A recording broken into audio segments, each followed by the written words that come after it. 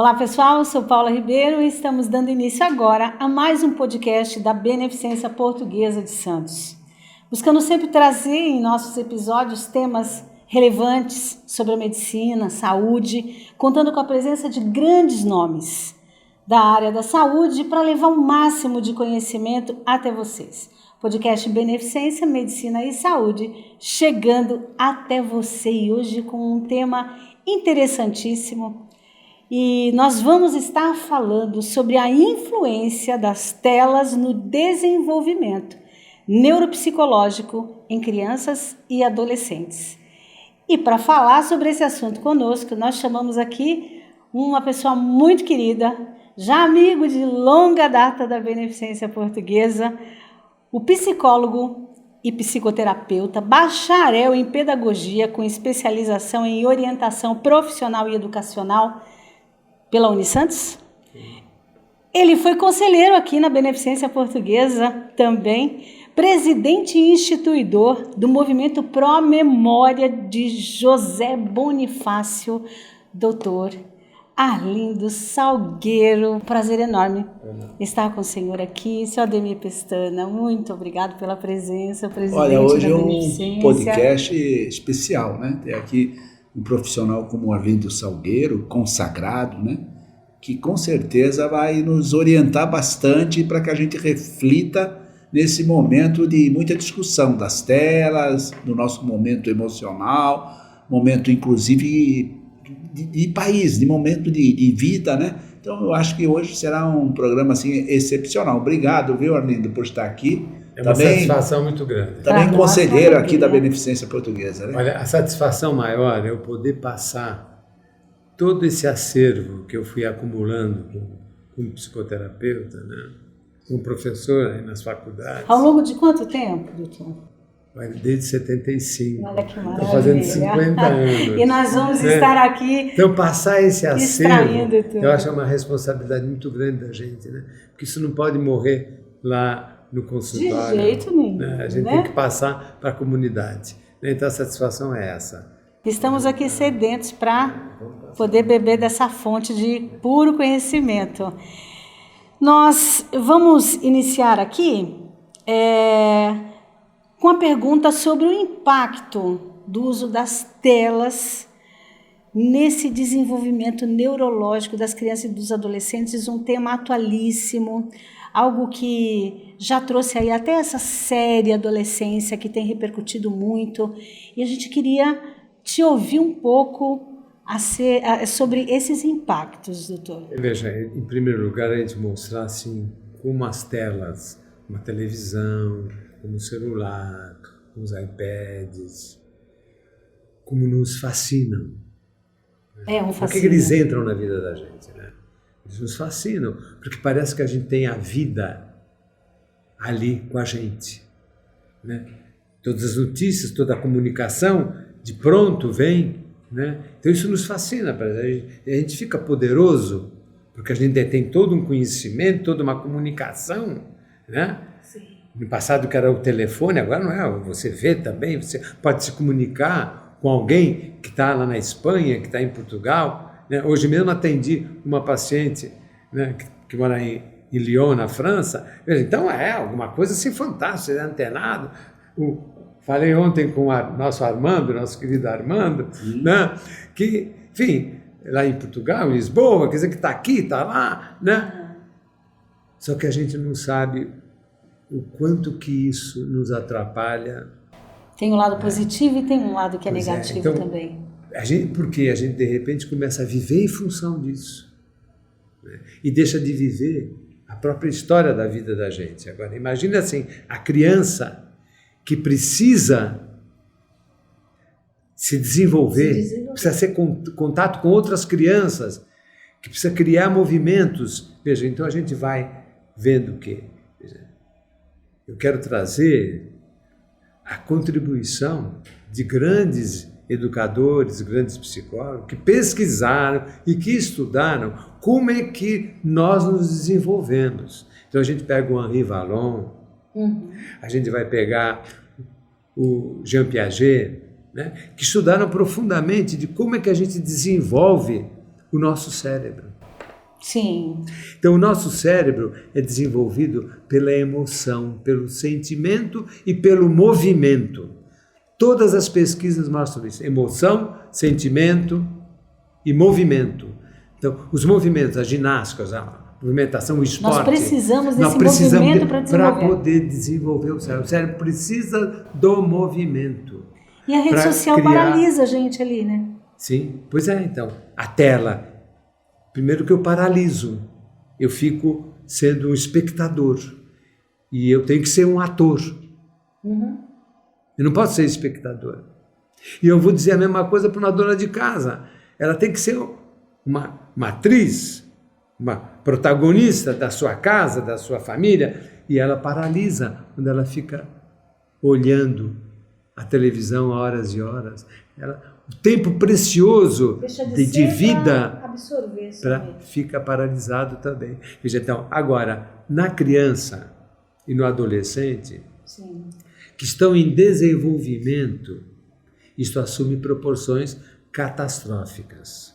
Então, eu estou lendo agora um best-seller, que é A Geração Ansiosa, de 2 americanos, do Aronson, que eles estão levantando a tragédia. Porque, veja, então, uma criança que ficou no celular, uhum, ela tem um parco desenvolvimento intelectual e emocional. O contato é difícil. E, como adulto, ele vai ter uma dificuldade muito grande, por exemplo, de flertar, de ter contato com uma garota, de desenvolver. Não. Porque ele se passa, ele ficou confinado no si mesmo. E ele já tem ali praticamente todas as respostas, né? Positiva, tudo, negativa, né? E veja, está ali. E uma coisa que, essa ansiedade, a criança, o adolescente, que ficam no celular, as respostas são imediatas. Entra no Google ou agora no ChatGPT, então ele fica também no relacionamento, uhum, uma pessoa intransigente, imediatista, intolerante, pergunta alguma coisa, não responde na hora, pô, sai dessa, porque ele está acostumado a ter tudo ali. Tudo muito rápido. O egocentrismo, veja, porque nós somos naturalmente pessoas egocêntricas. Até para pagar uma conta, né? Até para pagar uma conta. É tão rápido, né? Um Pix hoje, você entra ali, imediatamente você paga, é tudo muito rápido. É bom, né? A gente não precisa ir no banco, mas ir ao banco era importante. Hoje o movimento que tinha contato, ia até lá, né? Mas hoje a gente está confinado. Né? Veja, há alguns anos que eu não vou mais ao Itaú, né? Há alguns anos. E eu ia sempre, né? Eu ia sempre ao Banco do Brasil, não vou mais, né? Então, tudo eu resolvo ali com o Márcio do Banco do Brasil. Tá? Bom, não é legal, não é bom. Não. Né? E qual seria o limite para esse uso das telas? Como é que o senhor veja, vê a isso? Neuropediatria internacional fala que até os 2 anos... Até os 2 anos. A criança não poderia ter contato nenhum. Não poderia ter contato nenhum. Olha, você que está nos assistindo até 2 anos. Nem com desenhinho, nada. Zero. Porque aquela luminosidade interfere também. Além da passividade, porque criança é movimento. É movimento. E você tem que desdobrar esse movimento de uma forma cada vez mais inteligente. Sim. Então, o pai, a mãe tem que brincar com a criança. Com coisinha, com tampinha, com isso, com qualquer elemento. Isso vai desenvolver a capacidade de pensar, de criar, de imaginação, criticar, a ter opinião. Pai e mãe presentes, com coração, né? Brincar. Veja, o brinquedo, essa é uma outra coisa. O brinquedo não é um brinquedo. É um elemento transicional da criança com a realidade. Aquele carrinho não é um mero carrinho de brinquedo. Ele é simbólico. Ele é o carro do pai. Ou é o carro do avô, é o carro do tio. Quando ele está brincando com aquele carrinho.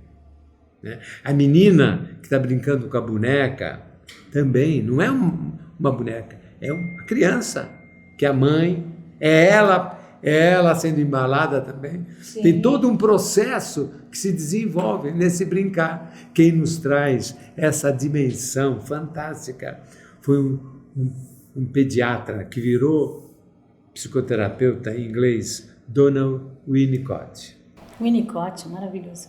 Esse é uma pessoa fantástica, que foi falando o que acontece. Por exemplo, a própria sexualidade foi desenvolvida por ele, por esse contato, porque ele era um pediatra dos hospitais públicos de Londres.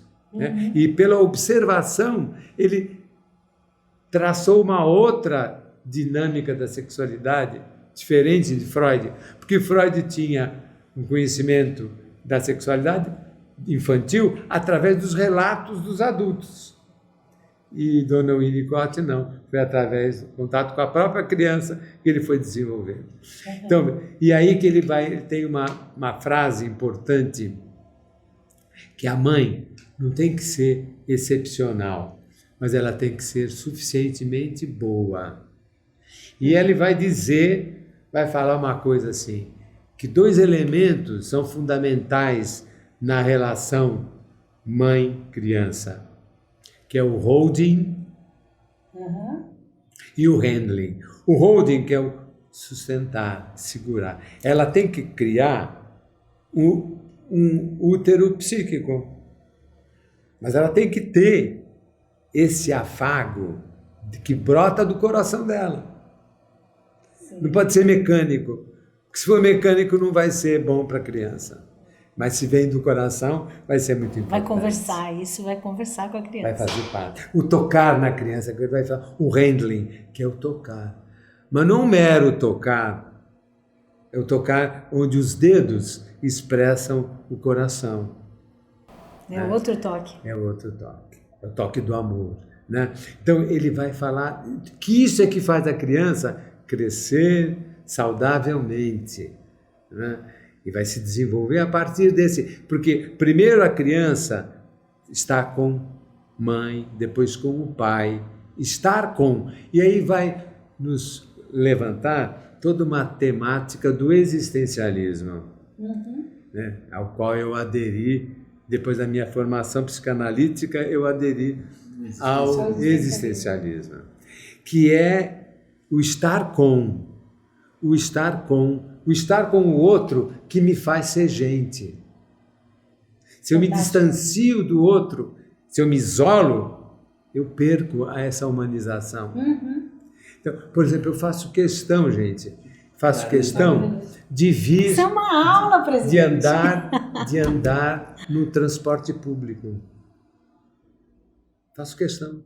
Porque eu tenho contato com gente, com pessoas. Por quê?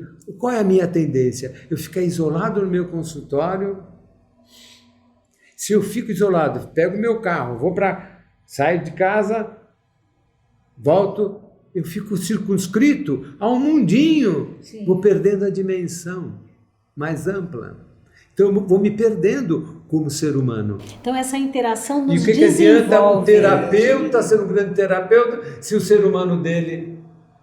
Né? Atrofiou. Então, o estar com... Eu estava contando para a Paula, antes de nós iniciarmos, que eu preciso ter uma vivência sexual boa, estar bem com a minha sexualidade, para poder orientar alguém que me procura falando de uma disfunção sexual.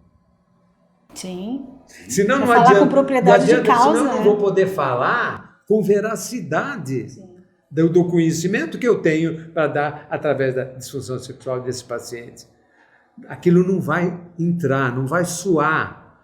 Então, esse estar com é fundamental. Passar. É a mesma coisa uma criança que vai ser atendida por uma psicóloga que não foi mãe, que não experienciou a vivência da maternidade. Ela vai passar uma teoria. Né? Usar técnicas, mas sem a verdade. Ela não viveu. Eu tenho que ter vivido a adolescência dos meus filhos para poder cuidar dos adolescentes, porque eu ainda cuido no meu consultório de adolescentes, mas eu vivi a adolescência dos meus filhos. Sabe do que então, vai estar falar. com. Voltando à tela, né? Uma pergunta assim, mais direcional. Einstein, Freud, José Bonifácio, né? Que falava 5 idiomas, era engenheiro, advogado, né? Quem conhece a história sabe da profundidade e como ele conseguiu falar 5 idiomas, enfim, da forma como foi. Enfim, e todas essas pessoas, né, que são marcas mundiais que ficarão para sempre. Essas pessoas, se fossem agora, com essas telas, com essas informações, elas teriam mais capacidade que tiveram naquela época, na sua opinião, como psicólogo? Boa pergunta. Olha, eu diria o seguinte, se isso existisse depois da maturidade deles, eu acho que poderia acrescentar. Porque essa maturidade deles foi aquilo que você falou aqui, né? Pois é. Agora, se isso viesse antes, atrapalharia o desenvolvimento intelectual deles, né? Veja, a questão da máquina, né? Hoje eu estou vendo assim com muita preocupação esse chat GPT. Uhum. Por quê? O jovem acha que ele é inteligente, que ele é esperto, que ele é smart, se ele pegar lá tudo pronto no chat GPT, né? Porque ele manda uma ordem para o chat GPT, o chat GPT... Rapidamente. Né? Traduz. E aí ele se acha um smart, um inteligente, porque ele... Só que ele não está percebendo que ele está deixando de explorar a sua própria máquina para usar uma máquina externa. E essa máquina interna dele passa a não se desenvolver pelos desafios da incerteza. A incerteza vai me levar a pesquisar, a lutar, a sonhar até encontrar, às vezes, no sonho a resposta, e aquilo me mobiliza, porque eu vou pesquisar, humano, né? Eu vou procurar daqui e dali. Então, eu estou na luta. Eu pego prontinho. Uhum. É como se eu tenho que mastigar o alimento. Imagina se alguém mastiga e põe prontinho na minha cabeça, não precisa mastigar. Né? Alguém que vai respirar por mim. Não é uma alienação. Eu tenho que processar as coisas. Eu tenho que desafiar isso dentro, porque eu tenho que desenvolver a minha máquina. E o que está ocorrendo hoje com os jovens? Eles estão perdendo. A capacidade da pesquisa, do estudo, está diminuindo nos Estados Unidos o nível de pesquisadores. Olha isso. As perdas, né? As perdas já são grandes. Criatividade, você está tudo pronto, né?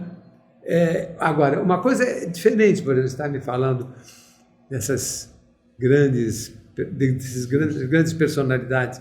Agora, eu, por exemplo, fiz um artigo, aquele artigo que eu mandei para você, e eu peguei para o chat GPT, põe para o inglês, põe para o francês.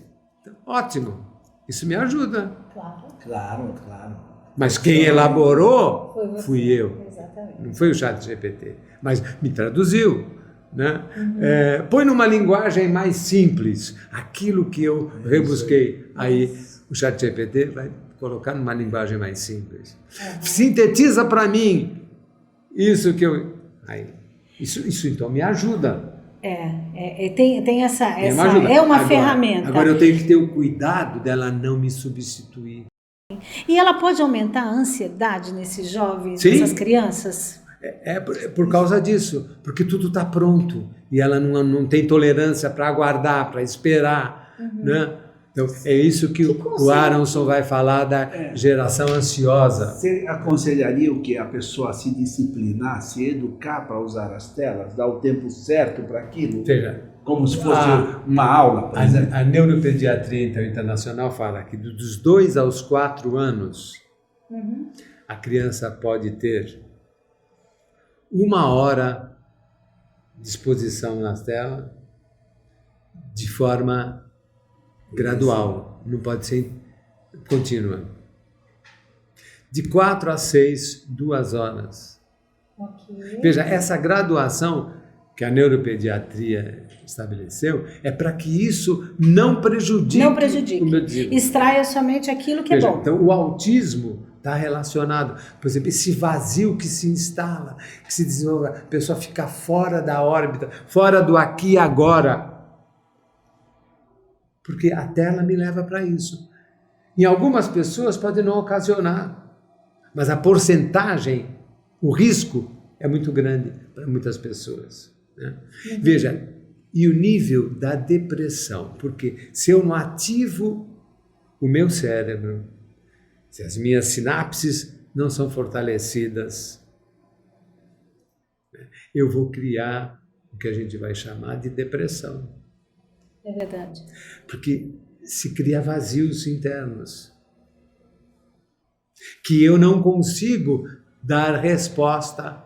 Porque quando eu tenho uma atuação, né, eu vibro, eu me emociono. Por exemplo, num jogo, né, em que eu vibro com a vitória, entristeço com a derrota, eu estou aprendendo, eu tenho que aprender a cair, a levantar, a perder, a ganhar.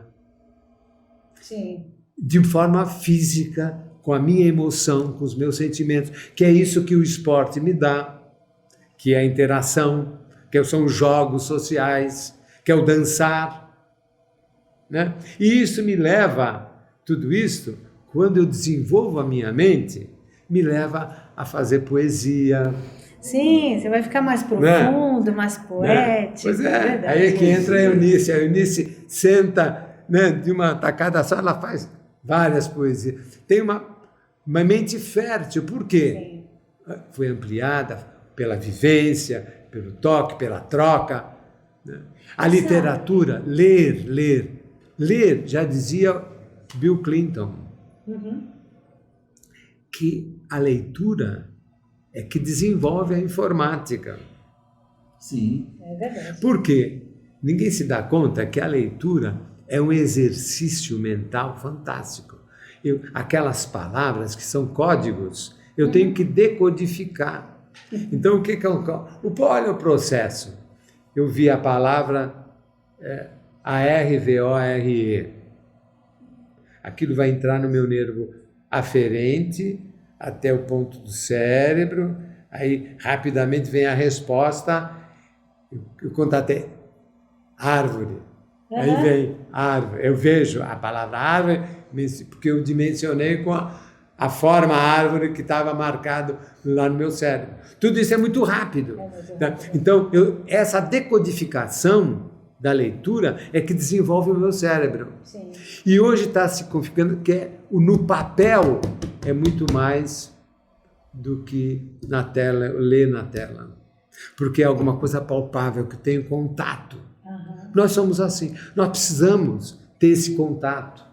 É necessário. Eu não posso essa história fala, um abraço. Porra, qual é? Abraço não se manda, abraço se dá. Preciso ter contato, tem que passar energia. Vamos diminuir esses abraços. Eu acho que fica aí essa... Mas o bom dia, o boa tarde, e deixar o abraço para quando a pessoa estiver perto. Abraçar pessoalmente, com força, com a força da amizade que a gente tem, da energia, do amor que a gente tem um pelo outro. Né? Isso precisa ser mais explorado, mais desenvolvido. A gente está ficando meio estéril, viu? Eu vejo assim, em resumo... tudo que a gente está falando é justamente o que fica de mensagem sejam humanos, né? Sim. Sejam de verdade, não percam a essência. Essa criança que faz esse uso excessivo de telas, como é que os pais podem perceber a hora de se procurar um psicólogo? Assim, quando ela está dependente. Ela não consegue dormir se ela não consegue. Acorda. Ela começa a gritar, a chorar, mal. Está ansiosa, está agitada. Isso não é só criança também, né? O adulto faz isso. Acorda de madrugada, pega o para ver se recebeu alguma mensagem. Primeiro que algo nada disso que pode já não entrar se vai controla. almoçar, já pode põe do entrar no lado. quarto. É. Nada disso pode entrar no quarto pela energia que entra, né? Agora, eu tenho uma experiência, já deu foram 3 conferências que eu fiz, 4, em que eu passei tudo isso junto com um professor de educação física, em que ele, professor de educação física, apresenta os brinquedos de antigamente, com tampinha, entendeu? Com varinhas, você já tem uma saudade disso, né? Com cabo de vassoura, em que quanta coisa os pais podem fazer com os filhos, com coisas, contatos, brincar, com uma leitura de um livro, uma leitura dinâmica de um livro infantil para maior os pais fazem com interação, os filhos, né? Precisa de maior fazem interação. com que os filhos participem daquela leitura, dê continuação àquele desfecho. Será que tem que ser aquele desfecho? Podemos dar um outro desfecho? Em vez da princesa ir para lá, será que ela não pode ir para um outro lugar? E as crianças vão participar disso? Então, é uma leitura dinâmica, né? Não é que a gente é contra as telas, né? Não é contra. Sim. Não, ela tem benefícios, mas tem que saber usar. É o equilíbrio. É o equilíbrio mas de tudo. para criança e para adolescente, o cuidado tem que ser muito maior. Porque você está formando. Doutor, todas as vezes que o assunto aqui é extremamente interessante, como esse, o convidado é tão interessante quanto, a gente não percebe o tempo passar, mas o tempo passa. Então, nós já estamos aí chegando no final, lembrando que o nosso podcast, ele está sendo transmitido pela TV Serra do Mar, às quartas-feiras nós temos reprise, aos sábados, a partir das 13h30, também transmitido pela TV Com, nas redes sociais da Beneficência Portuguesa. Mas para nós finalizarmos, doutora Arlinda, um conselho para esses pais, uma mensagem desse grande psicólogo, professor, psicoterapeuta, que nós aqui extraímos um pouquinho, né? Porque a vontade é de ficar muito mais aqui com ele, de tanto conhecimento que ele transborda. Uma mensagem aqui para quem está nos assistindo. Vocês pais, vocês têm um poder nas vossas mentes de formar seres. O ser humano é um ser em construção, ele não nasce pronto. E vai depender do amor, da dedicação, da mãe, do pai, para desenvolver esse filho. Então não terceirize esses seus filhos para uma tela, para um filminho. Atuem com eles, sejam protagonistas da educação. Então, saibam da importância que você como pai, que você como mãe, tem na formatação, na educação dos vossos filhos. Eles vão ter lembranças eternas desse aconchego, desse toque, dessas historinhas que vocês vão contar para eles, né? Não percam esse momento tão importante da vida dos vossos filhos. Fantástico! É isso aí. Chegamos aqui ao final de mais um podcast. Queremos aqui, eu juntamente com o presidente Ademir Pestana, agradecer a sua presença, o quanto nos acrescentou. Eu tenho certeza que acrescentou e muito para quem está nos assistindo. Nos bastidores do programa. Antes do programa iniciar, a gente já estava aqui bebendo dessa fonte. E é isso. Muito obrigada pela presença, presidente, muito obrigada. Tchau. E nós encerramos aqui o podcast Beneficência, Medicina e Saúde chegando até você. Tchau, tchau.